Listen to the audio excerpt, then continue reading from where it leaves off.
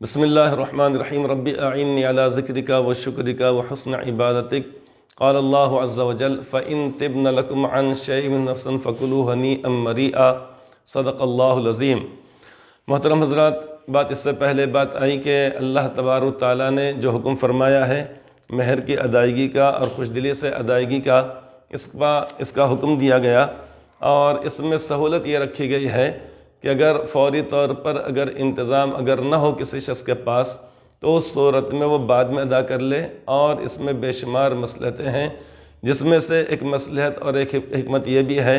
کہ معاشرے کے اندر گندگی اور غلاظت پیدا نہ ہو اور روحانی بیماری کے اندر امت مبتلا نہ ہو۔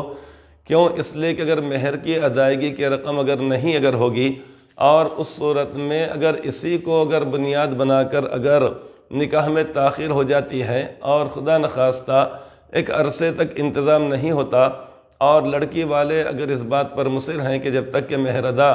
نہیں کیا جاتا نقد، تو اس صورت میں ہم اپنی بچی کا نکاح کرنے کے لیے تیار نہیں،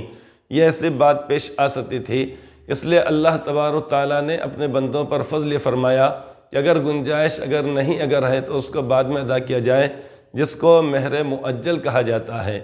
یعنی مہر جو ہے وہ ادھار ہے، دینے کی نیت ہے اس شخص کی جو نکاح کر رہا ہے، اس کا پکا ارادہ ہے، لیکن آج اس کے پاس اتنی مالی حیثیت نہیں ہے، تو اس صورت میں مہر مؤجل کی گنجائش دی گئی۔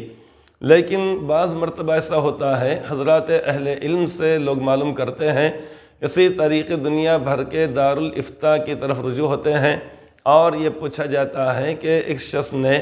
نکاح کے بعد اپنے بیوی کا مہر ادا نہیں کیا، یہاں تک کہ بیوی کا انتقال ہو گیا، اب وہ بیوی کے مہر کی ادائیگی کی کیا شکل ہے، یہ مسئلہ پوچھا جاتا ہے۔ تو اس بات کو ذہن نشین کر لیا جائے کہ اب جب کہ زندگی میں اگر وہ ادا کر لیا جاتا تب تو بڑی اچھی بات تھی، اور بیوی کو اختیار تھا کہ اپنی اس رقم کو جیسا چاہے خود اپنے استعمال میں لائے، اپنے والدین کو دے، یا اسی طریقے اپنے بھائی بہنوں کو دے، یا کسی کار خیر کے اندر خرچ کرے۔ لیکن جب بیوی کا انتقال ہو چکا اور مہر ادا نہیں کیا گیا، تو اب اس ساری رقم کی حیثیت شرعی طور پر ترکے اور میراث کی ہو جاتی ہے۔ ترکہ یا میراث اسے کہا جاتا ہے کہ جو شخص انتقال کر جائے، اس کی ملکیت میں جو چیزیں رہ گئی تھیں یا اس نے جو چھوڑ کر مرا ہے، ان تمام کو ترکہ کہا جاتا ہے، اس کو میراث کہا جاتا ہے، چاہے وہ چیز چھوٹی سے چھوٹی ہو یا بڑی سے بڑی ہو۔ مما قل منہ او کثر نصیبا مفروضا، اللہ تبارک و تعالی فرمان ہے، چاہے وہ چیز چھوٹی ہو یا بڑی ہو، اس میں ہر کسی شخص کا حصہ متعین کر دیا گیا ہے، یہ من جانب اللہ۔ مثلا فرض کیا جائے کہ اگر کسی عورت کا مہر اگر 10,000 روپے تھا اور شوہر نے پوری رقم یعنی اس کے ذمہ بھی باقی رہ گئی، اس میں سے کچھ بھی اس نے ادا نہیں کیا، یہاں تک کہ بیوی کا انتقال ہو گیا، اور اس کے علاوہ فرض کیجئے کہ بیوی نے اپنے ترکے کے اندر مثال کے طور پر 25,000 روپے اس نے چھوڑ دیا، تب وہ 25,000 روپے کی حیثیت بھی ترکے کی ہے، اور اسی طریقے سے اسی 25,000 روپے کے اندر ان 10,000 روپیوں کو شامل کر لیا جائے گا۔ دوسری بات کہ اگر بیوی کے پاس کوئی چیز تھی ہی نہیں، تو اب اس صورت میں یعنی یہ جو رقم ہے شوہر کے ذمے جو واجب الادا رقم ہے، لہٰذا بیوی کا انتقال ہو جانے کی وجہ سے معاف ہرگز نہیں ہوتی ہے، بلکہ وہ ادا کرنا پڑتا ہے۔ اب ادا کس کو کیا جائے گا؟ شریعت کا جب حکم معلوم کیا جائے گا تو اس میں کہا جائے گا کہ پہلے دیکھا جائے کہ مرنے والے شخص یا اسی طریقے سے اس بیوی کے یعنی ماں باپ ہیں یا نہیں ہیں۔ اگر ماں باپ اگر موجود اگر ہیں تو ان کا بھی حصہ اس 10,000 روپے کے اندر جو شوہر پر واجب الادا ہے اس کے اوپر ہو جائے گا۔ اسی طریقے سے بھی یہ دیکھا جائے گا کہ مرنے والی اس عورت کے کوئی اولاد ہے یا نہیں ہے، یعنی اس کے بچے یا بچیاں ہیں یا نہیں ہیں، یعنی اس کے اپنے حقیقی اولاد ہے یا نہیں، یہ دیکھا جائے گا۔ دیکھنے کے بعد معلوم ہوتا ہے کہ بچے بھی موجود ہیں، بچیاں بھی موجود ہیں، اسی طریقے سے ماں باپ بھی موجود ہیں، لہٰذا شریعت کا حکم اب اس کے اندر یہ ہے کہ شوہر نے جب وہ اس مہر کو ادا نہیں کیا اپنی زندگی کے اندر، اور 10,000 روپے جب ترکہ ہے، تو سب سے پہلے ماں باپ کو اسی 10,000 روپے میں سے چھٹا چھٹا حصہ دے دیا جائے گا، یعنی پورے ترکے میں سے، یہ پوری میراث میں سے یہ جو 10,000 روپے جو موجود ہیں، اب یہ 10,000 روپے میں سے چھٹا حصہ نکالا جائے گا، والد کو دیا جائے گا، یعنی اس مرنے والی عورت کے والد کو دیا جائے گا۔ اسی طریقے چھٹا حصہ اس کے والد کو دیا جائے گا۔ تیسری بات یہ ہے کہ چونکہ یعنی یہ عورت مرنے والی عورت یعنی صاحب اولاد ہے، لہٰذا شریعت کا حکم یہ ہے کہ اگرچہ کہ مہر کی رقم ہے،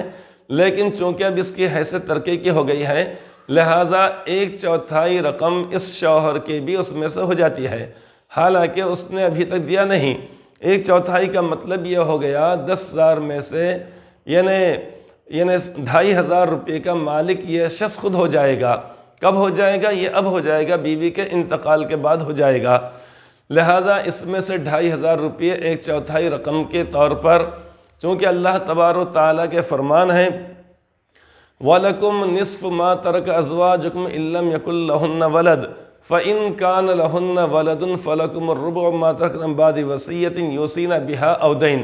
یہاں پر اللہ تبارک و تعالیٰ نے میراث میں شوہر کی 2 حالتیں اور 2 کیفیتیں بیان فرمائی ہے۔ ایک حالت ہے اولاد ہونے کی صورت میں، اور دوسری حالت ہے اولاد کے نہ ہونے کی صورت میں۔ تو اب اگر کسی عورت کا انتقال ہو گیا، اس کے اپنے حقیقی بیٹے اور بیٹیاں موجود ہیں، اور اسی طریقے اس کے ماں باپ موجود ہیں، لہٰذا یہاں پر والد والدہ یہ 2 اور شوہر یہ 3 جملہ 3 افراد ہو گئے۔ اب ان تینوں کا حصہ چھٹا چھٹا حصہ والد اور والدہ کا علیحدہ علیحدہ حصہ نکالنے کے بعد، اور شوہر کا 1/4 نکالنے کے بعد، اب جو کچھ بچ جائے گا اس تمام کو اولاد کے اندر یا بچوں کے اندر تقسیم کر دیا جائے گا۔ لیکن اس بات کو یعنی سمجھنا چاہیے کہ بسا اوقات یہ ہوتا ہے کہ لوگ چونکہ اس موقع پر جذبات میں ہوتے ہیں اور اس طریقے سے ایک صدمے کے اندر ہوتے ہیں، رنج کے اندر ہوتے ہیں،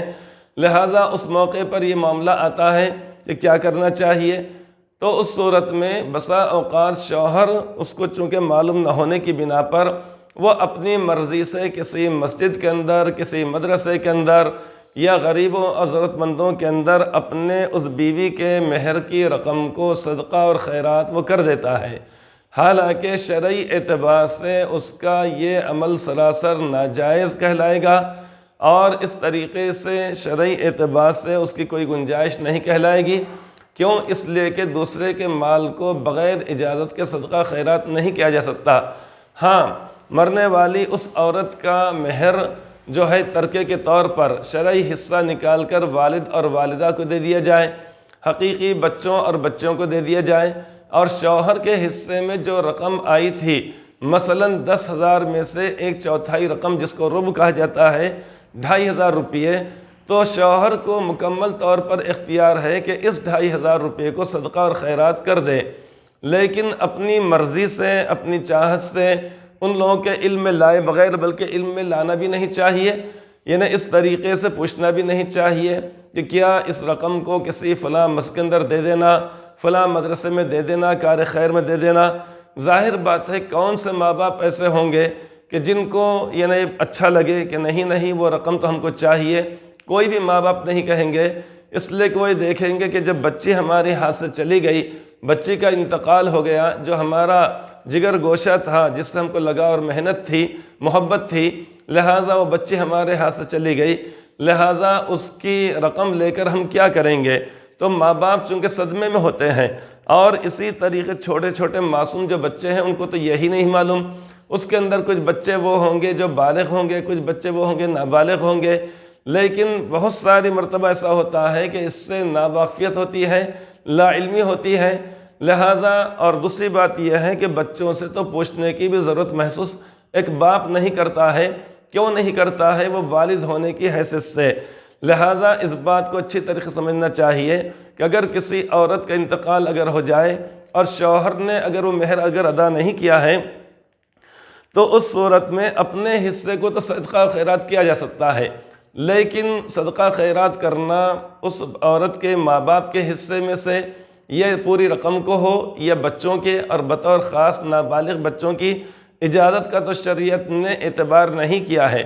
اسی لیے اللہ کے پیارے نبی صلی اللہ علیہ وسلم نے مسجد نبوی صلی اللہ علیہ وسلم کو تعمیر کرتے وقت جب معلوم ہوا کہ یہ زمین 2 یتیم بچوں کی ہے تو آپ نے قیمت ادا فرمانا چاہی۔ ان بچوں نے خوشی سے رضا و رغبت سے کہہ دیا تھا یا رسول اللہ کہ ہم اس زمین کو مسجد کے لیے ہبہ کر دیتے ہیں، لیکن حضرت رسول اکرم صلی اللہ علیہ وسلم نے اس کو قبول نہیں فرمایا اور آپ نے پسند نہیں فرمایا۔ تو بچوں کا چونکہ اعتبار نہیں ہے، بچے نابالغ ہیں، کم عمر ہیں، وہ اپنے والدین کی کفالت کے اندر ہوتے ہیں، لہٰذا اس بات کو اچھی طریقے سمجھنا چاہیے کہ اپنی رقم کو تو صدقہ خیرات کرنے کی اجازت ہے، لیکن جس کا حق متعلق ہے، ماں باپ کا حق متعلق ہے،